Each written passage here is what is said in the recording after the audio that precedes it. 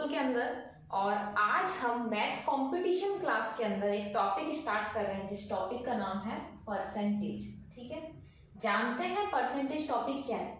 देखिए, पहले मैं आपको बताना चाहती हूँ कि जो परसेंटेज टॉपिक है वो हमारे कंपटीशन का, जो मैथ्स कंपटीशन है उसका पिलर होता है। क्योंकि अगर आप कोई भी टॉपिक उठा के देख लेंगे तो उसमें परसेंटेज से रिलेटेड तो आपसे क्वेश्चंस पूछे ही जाते हैं। ठीक है, देखो परसेंटेज का मतलब क्या होता है। परसेंटेज में आ रहा है पर का मतलब होता है प्रति, पर बुक, पर पर्सन, प्रति व्यक्ति, प्रति वस्तु। ठीक है, फिर आ रहा है इसके अंदर सेंट का मतलब होता है सेंचुरी से। सेंट का मतलब होता है सेंचुरी यानी शतक, शतक यानी शत, इसे हम शत बोलते हैं। तो यह हमारा परसेंटेज का हिंदी में नाम हो गया है जिसे हम बोलते हैं प्रतिशत। ठीक है, इसका ये साइन होता है। परसेंटेज का मतलब होता है प्रति यानी पर वस्तु, पर व्यक्ति, ये चीज इतनी है वगैरह वगैरह। ठीक है, मतलब अगर हम कंपेयर करें तो हम हर चीज पर कंपेयर कर रहे हैं, प्रत्येक वस्तु पर कंपेयर कर रहे हैं, प्रत्येक व्यक्ति पर कंपेयर कर रहे हैं। और जो कंपैरिजन होगा, शत मतलब 100 पर होगा, जो कंपैरिजन होगा, जो तुलना होगी वो हमारे इसके अंदर हर चीज 100 पे तुलना की जाएगी, इसलिए इसका नाम होता है प्रतिशत। ठीक है, जैसे मैं बताती हूँ आपको कि हमें प्रतिशत निकालना बचपन से ही आता है। हम स्कूल में पढ़ते हैं तो स्कूल में जब हम पढ़ते हैं, हम पास होते हैं, हमारा रिजल्ट आता है, कोई भी यही पूछता है भी आपके क्या परसेंटेज बने, क्या परसेंटेज बने, तो हमने निकाले परसेंटेज। कैसे निकाले परसेंटेज, जैसे हमारी मार्कशीट है, इसमें ये सब्जेक्ट्स है। ठीक है, इसमें सब्जेक्ट्स है। अब सपोज हर subject, subject 1, subject 2, subject 3, subject 4, हर सब्जेक्ट अगर आपका 100 मार्क्स का है, जो मैक्सिमम मार्क्स है सब्जेक्ट के, जो मैक्सिमम मार्क्स है वो अगर 100 है, ठीक है, तो हम ये देखते हैं कि भाई हमारे कितने आए, हमारे कितने आए मार्क्स। ठीक है, जो हमने ऑब्टेन करे, ऑब्टेन मार्क्स। ठीक है, सपोज हमारे फर्स्ट सब्जेक्ट में 50 आए, सेकंड में भी 50 आए, थर्ड में भी 50 आए, फोर्थ में भी 50 आए, तो हम परसेंटेज कैसे निकालेंगे। तो हम परसेंटेज निकालते हैं, इसका टोटल कर लेते हैं, ये आया हमारा 200, 200, और जितने मार्क्स होने चाहिए थे, जितने का पेपर हुआ वह है 400। तो हम परसेंटेज कैसे निकालते थे, हम परसेंटेज निकालते थे हमारे जितने मार्क्स आए बटा जितने मार्क्स एक्चुअली थे, जितने मार्क्स आने चाहिए थे या जितने मार्क्स का पेपर था वो, और मल्टीप्लिकेशन में, गुणा में हम 100 कर देते। इससे हमें जो मिलता था वो हमारा परसेंटेज होता था। ठीक है, तो ये चीज तो हम स्कूल टाइम से ही देखते हुए आए। तो परसेंटेज क्या होता है, परसेंटेज किसी भी चीज की 100 पर तुलना की जाती है, उसे हम प्रतिशत कहते हैं, उसे हम परसेंटेज कहते हैं। ठीक है, अब मैं आपको ये बताती हूँ कि जब हमें किसी भी चीज का परसेंटेज निकालना होता है तो हम 100 से गुणा करते हैं। जैसे ये एग्जांपल, इसमें हमने 100 से गुणा करा, 100 से गुणा करा, तब हमें पता चले कि हमारे एग्जाम में कितने प्रतिशत मार्क्स आए, कितने परसेंटेज हमारे बने। तो पहला पॉइंट तो परसेंटेज के अंदर यही है कि जब हमें प्रतिशत निकालना होता है, जब हमें प्रतिशत निकालना होता है तो क्या करते हैं, तो हम 100 से गुणा करते हैं, 100 से मल्टीप्लिकेशन करते हैं। ठीक है, मगर सपोज अगर ये परसेंटेज हमें दिए हुए होते, अगर हमको पता होता कि किसी बच्चे के 50% मार्क्स आए हैं, कितने परसेंटेज बने उसके 50%, और हमें ये भी पता है कि वो जो पेपर है वो 400 का है, मतलब 400 की परीक्षा हुई है, उसके 4 पेपर हुए हैं और पर पेपर 100 मार्क्स का हुआ है। तो अब हमें ये निकालना है कि उस बच्चे ने मार्क्स कितने लाए। तो परसेंटेज कैसे निकाले जाते हैं कि जब परसेंटेज, जितने परसेंटेज दिए हैं, ये परसेंटेज का साइन हट के नीचे 100 आ जाता है, परसेंटेज का साइन हट के नीचे 100 आ जाता है। फिर जितने का परसेंटेज दिया है, 400 का 50% है, क्योंकि टोटल तो 400 ही था, तो 400 का 50%। तो जब भी किसी का होता है तो हमें पता उसमें हम गुणा करते हैं, हम पहले से देखते हुए आ रहे हैं कि इस शब्द का मतलब गुणा है। तो 50% 400 का, 50% किसका, 400 का। इससे पता चल जाएगा हमें कि उस बच्चे के 200 मार्क्स आए, ठीक है। तो हमें ये पता चला कि जब परसेंटेज दिया हुआ होता है, जब परसेंटेज दिया होता है, जब प्रतिशत दिया हुआ होता है, तो हम 100 से भाग देते हैं। जब प्रतिशत दिया हुआ होता है तो हम 100 से भाग देते हैं, ठीक है। तो इसके अंदर हम लिखेंगे सेकंड पॉइंट हमारा कि जब प्रतिशत दिया हुआ होता है, जब प्रतिशत दिया हुआ होता है तब क्या करते हैं, तब 100 से भाग देते हैं, तब 100 से भाग देते हैं, ठीक है। और तीसरी चीज, परसेंटेज निकालने का क्या कोई फॉर्मूला होता है, तो जी हाँ, परसेंटेज निकालने का एक तरीका होता है। परसेंटेज निकालने का क्या तरीका होता है, इसमें जिससे तुलना की जाती है, इसमें जिसकी तुलना की जाती है,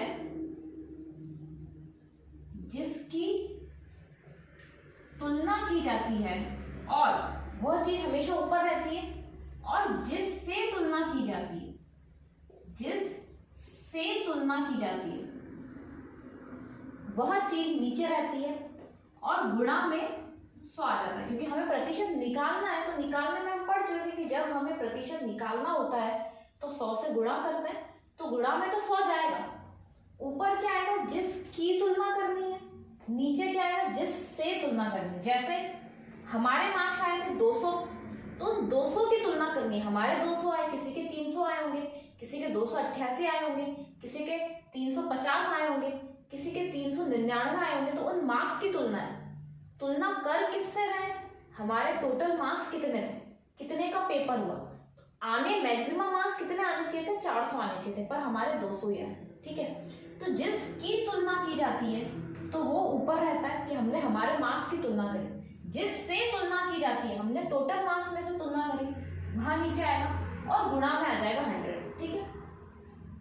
तो ये हमारे परसेंटेज की बेसिक चीज थी कि भाई हमने ये देखा कि अगर हमें प्रतिशत निकालना है तो हम 100 से गुणा करेंगे, अगर हमें प्रतिशत दिया हुआ है तो हम 100 से भाग करेंगे, और प्रतिशत निकालने का तरीका, परसेंटेज निकालने का टाइप क्या होता है, किस तरीके से निकालते हैं, तो जिसकी तुलना की जाती है और जिससे तुलना की जाती है उसको गुणा, जिसकी तुलना की जाती है ऊपर रहेगा, जिससे तुलना की जाती है नीचे रहेगा, और गुणा में 100 आ जाएगा, गुणा में 100 आ जाएगा, ठीक है।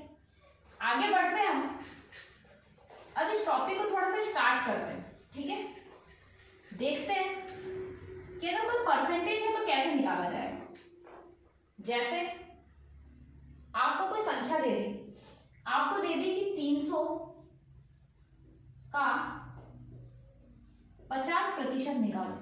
जैसा कि अभी हमने देखा था कि 200 का 50% या 400 का 50%, तो होना क्या चाहिए, हमें 300 लिखना चाहिए, का है तो गुणा करना चाहिए, 50 लिखना चाहिए, नीचे प्रतिशत है तो फिर प्रतिशत हटा के 100 लिखना चाहिए। जब हम ये करेंगे तो हमें इससे क्या मिल जाएगा, 150 मिल जाएगा। देखो 150 मिलेगा ना, 50 दूनी और 2 से ही कट जाएगा तो 150 मिल जाएगा। मगर हमें कोशिश करनी है कि हम इस तरीके से नहीं करें, क्योंकि इसमें लिखने में, काटने में कहीं ना कहीं हमारा समय जा रहा है। तो अगर हम इसको समझेंगे कि इसको और किस तरीके से करें, तो हमें ये जानना चाहिए कि कोई भी संख्या है जिसका हमें प्रतिशत दिया है, अब बोला संख्या निकालो, इसका इतना प्रतिशत कितना है, इसका इतना प्रतिशत कितना है। तो जब भी किसी संख्या का कोई प्रतिशत दे रखा है और बोले इतना प्रतिशत कितना, कौन सा भाग आएगा उस संख्या का, तो हमेशा याद रखना है कि कोई भी संख्या, जैसे ये 300 है, तो कोई भी संख्या खुद के लिए हमेशा 100% होगी। कैसे होगी भाई, ये संख्या है, हम अपने आप को हमेशा अपन परसेंटेज में क्या मान के चलते हैं, हर चीज को 100% मान के चलते हैं। तो कोई भी संख्या खुद के लिए 100% होती है। कैसे, 300 का 100% क्या होगा, 300 ही होगा। कैसे होगा, 300 गुणा 100% हटा 100, तो ये 100 से 100 कट गया, तो क्या आया हमारे पास, 300 आया। तो कोई भी संख्या खुद के लिए हमेशा 100% होती है। कोई भी संख्या खुद के लिए हमेशा 100% होती है। अगर मुझे इस 300 का 100% पता है कि भाई ये 300 ही है, 300 का अगर मुझे 100% पता है कि 300 ही है, तो मैं 50% कैसे निकालूंगी? भाई 50 क्या होता है? 100 में 2 का भाग देंगे वो 50 होता है, 100 में 2 का भाग देंगे वही तो 50 है। तो 300 का 100% पता है, उस 100% में अगर मैं 2 का भाग दे दूं तो मुझे इसका 50% पता चल जाएगा। तो हम इसको देखते ही बता सकते हैं कि भाई 300 है, 300 का 100% 300 और उसमें 2 का भाग देंगे तो क्या आ जाएगा? 150, तो 150 इसका 50%। और सिर्फ यही नहीं, हम बहुत सारी ऐसी वैल्यू निकाल सकते हैं। अब बोल दें कि भाई 300 का 10% बताओ, तो 10 हमें पता है, 100 में 10 का भाग देंगे तो 10% आ जाएगा। तो 300 का 10%, 300 में 10 का भाग देंगे मतलब 30, 10% मतलब 30। बोल दिया 300 का 25% बताओ। अब हम सोचेंगे इसका क्या करें, तो 25 क्या होता है? 100 में 4 का भाग दिया, भाई कोई भी संख्या खुद के लिए तो 100% है, 100 में 4 का भाग दिया, तो अगर हम 300 में 4 का भाग देंगे, भाई 25 मतलब 100 बटा 4, तो क्या आ जाएगा? 25 आ जाएगा ना, 25 चौक 100। तो 300 का 25%, 300 में जब हम 100 का भाग देंगे तो क्या आ जाएगा? 75। ठीक है, तो हम इस तरीके से भी परसेंटेज निकालेंगे, और इस तरीके से अगर हम परसेंटेज को करेंगे तो हमारा कहीं ना कहीं कुछ ना कुछ समय बचेगा। ठीक है, अच्छा एक और तरीका होता है, अगर आपको संख्या इस तरीके से दी है कि भाई 80 का 40% निकालो, तो हमें कोई 100 में हम कोई 10 का भाग नहीं लेके, अगर हमें ऐसा कुछ दिया है तो आप इतना सा याद रख लो कि जो पहली संख्या है इनका गुणा कर दिया करो। क्यों? क्योंकि भाई 80 खुद के लिए तो 100% है, मतलब खुद के लिए 100% 80 है, और 80 में जब मैं 10 का भाग दूंगी तो कितना आ जाएगा? 8 आ जाएगा। 80 में जब मैं 10 का भाग दूंगी तो 8 आ जाएगा, तो इसका हमने 10% निकाल लिया। हमने क्या करा, ये तो हमने 80 का 10% निकाल लिया, जो हमारा 8 आया। मगर पूछा कि 80 का 40%, तो अगर मैं इस 10 को 4 से गुणा करूंगी तो 40% ही होगा ना। अगर मैं इस 10 को 4 से गुणा करूंगी तो 40% ही होगा। तो अगर मैं इस 8 को, जो 10% है हमारा 80 का, उसको भी अगर मैं 4 से गुणा करूंगी तो हमारा ये 40% ही तो आएगा, ये 80 का 40% ही तो आएगा। तो आपको इतना लंबा चौड़ा नहीं याद रखना, आपको ये याद रखना है कि जब कोई ऐसी संख्या दे रखी, दो संख्या दे रखी, ठीक है, पीछे 0 0 है, तो हम क्या करेंगे, उनकी पहली संख्या को आपस में गुणा कर लें, तो इसका ये प्रतिशत निकल गया। ठीक है, इसी तरीके से अगर आपको कोई ऐसी संख्या दे रखी है, आपको कुछ दे रखा है 25 का 20%, अब इसमें तो 0 0 नहीं है, अब इसमें तो 0 0 नहीं है, तो क्या करेंगे, तो फिर हमको थोड़ा सा ये करना पड़ेगा कि भाई खुद का ये 100% कितना है, 25 है, तो 25 का 10% कितना आ जाएगा, 2.5। 25 का 10% कितना आ जाएगा, 2.5। पूछा 20% है, तो 10 गुणा 2 20%, 5 आ जाएगा इसका आंसर। ठीक है, तो देखो हमको एक मेथड ये पता चला कि एक तो मल्टीप्लिकेशन का मेथड होता है, एक मेथड तो ये पता चला कि मल्टीप्लिकेशन का मेथड होता है कि हम क्या करें, अगर आपको ऐसी संख्या दे रखी है कि संख्या के पीछे 0 है, प्रतिशत निकालना उस संख्या के पीछे भी 0 है, तो पहली संख्या का अपन गुणा कर लेंगे। दूसरा हमें डिवीजन मेथड पता चला, इसमें क्या करेंगे, एक्चुअल में डिवीजन नहीं, ये भी मल्टीप्लिकेशन मेथड ही है कि 10 गुणा 2 तो 10 गुणा 2 भी 20 ही होता है, तो इसको इस तरीके से मल्टीप्लिकेशन करेंगे कि पहले तो 10% निकालेंगे और उस 10% को 2 से गुणा कर देंगे। तो इस तरीके से भी हम इसमें काम कर सकते हैं। तो परसेंटेज निकालने के अंदर एक होता है फ्रैक्शन मेथड, एक होता है डिवीजन मेथड। देखिए डिवीजन मेथड क्या होता है, एक होता है डिवीजन मेथड। डिवीजन मेथड क्या है कि जैसे आपको दे दिया 125, ये सिंपल संख्या ले लेते हैं, जैसे आपको दे दिया 200 का 90% निकालो, तो या तो आप 10% निकाल के उसमें 9 से गुणा कर देंगे, या तो हम 10% निकालेंगे, 10% पता है 10 का भाग, तो 20 आ जाएगा, उसमें 9 से गुणा कर देंगे तो 180 आ जाएगा। या तो उस मल्टीप्लिकेशन मेथड से ही चलेंगे या फिर डिवीजन मेथड में क्या करेंगे, इस 90 के टुकड़े कर देंगे, इस 90 के टुकड़े कर देंगे। 90 क्या होगा भाई, 100 में से अगर 10 माइनस हो जाएगा तो 90 ही तो आएगा। 100 में से 10 माइनस आ जाएगा तो 90 आएगा, ठीक है। तो भाई 200 का जो 100% है वो तो 200 ही है, और 200 का 10% है वो हमको पता है कि 20 है, तो 20 का आंसर 180 आएगा। तो आपको जिस भी तरीके से करना हो, हमें मेन हमारा मकसद कम समय में आंसर निकालने से, हमारा जो मेन एम है वो कम समय में आंसर निकालने से होगा।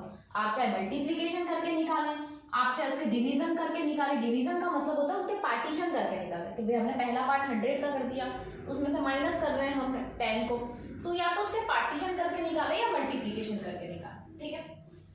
अच्छा, अब कुछ फ्रैक्शन मेथड भी आते हैं, कुछ फ्रैक्शन मेथड भी आते हैं। जैसे आपको दे दिया कि भाई 1/2, कोई संख्या किसी का 1/2 है तो वो कितनी प्रतिशत होगी, तो हमें पता चल होना चाहिए कि जो 1/2 है वो 50% होती है उस संख्या का। कैसे कैसे 50% होती है भाई, आपको क्या दिया, 1/2 किसी संख्या का आधा भाग, ठीक है। प्रतिशत निकालना है, हमें 100 से गुणा करना पड़ेगा। प्रतिशत निकालना है तो हमें 100 से गुणा करना पड़ेगा। जब करेंगे तो क्या आ जाएगा, 50% आ जाएगा, ठीक, ये आएगा। तो इस तरीके से हमें फ्रैक्शन से भी कुछ पता होना चाहिए कि भाई इसका फ्रैक्शन ये होता है।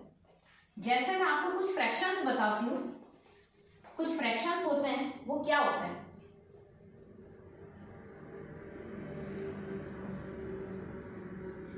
फ्रैक्शंस और फिर उनके परसेंटेज में उनकी वैल्यू क्या होती है, ठीक है। जैसे मैंने बताया आपको 1/2, तो 1/2 की वैल्यू होती है 50%, ठीक है। बहुत सिंपल है ये, 1/2 गुणा 100 करा तो 50% आ गया। अब आ जाए कहीं 1/3, या फिर उल्टा भी आ जाता है, कहीं हमें 50% दिया है तो हमें जब हम सॉल्व करेंगे तो हमें पता होना चाहिए कि 50% है वो 1/2 के बराबर है। या कहीं हमें 33 1/3 दे दिया, ये तो हमें टफ लगेगा देखने में, मगर ये हमें पता होना चाहिए कि 1/3 के बराबर होता है। तो ये कुछ चीजें हैं जो हमें पता होनी चाहिए, इस वजह से मैं आपको यहाँ पे लिखवा रही हूँ कि भाई जैसे 1/2 है वो 50% के बराबर होता है। 1/3 का मतलब होता है 33 1/3%, या फिर या इसे 33.33% भी लिख सकते हैं। बोलने का तरीका भी सही होना चाहिए। 33.33, 33.33 गलत है बोलने में। मैथ्स में हमें चीजें ये भी पता होनी चाहिए कि क्या चीज बोली जाती है। पॉइंट के बाद हमेशा एक संख्या बोली जाती है। अब जैसे 1/4, 1/4 गुणा 100 करेंगे तो क्या आएगा, तो 25% आएगा। 1/5 है, 1/5 बटा गुणा 100 करेंगे तो क्या आएगा, 20% आएगा। 1/6 है, 1/6 गुणा 100 करेंगे तो कहीं ना कहीं कुछ ना कुछ संख्या हमारी बचेगी, तो क्या बचेगी, 16 2/3 आएगा। 16 2/3 आएगा, या 16.67% लिख सकते हैं। 16.66 आएगा तो 6 बढ़ जाएगा, उसे हम 6 7 भी लिख सकते हैं। 1/7 है, इसे हम 14 से 2/7 भी लिख सकते हैं, 14 से 2/7 लिख सकते हैं, या 14.28% भी होता है, ठीक है। तो ऐसे कुछ हमारी जो संख्याएं हैं वो हमें पता होनी चाहिए कि ये इसका प्रतिशत क्या होता है। जैसे इनके अलावा भी कोई हमें ध्यान में रहनी चाहिए क्या, तो इनके अलावा भी हमें कुछ 1-2 हैं जो ध्यान में रहे तो अच्छा है, नहीं तो हमें भाई निकालना तो आता ही, निकालेंगे तो सही हम। जैसे 1/8 है तो 1/8 गुणा 100 क्या आ जाएगा, 12.5%।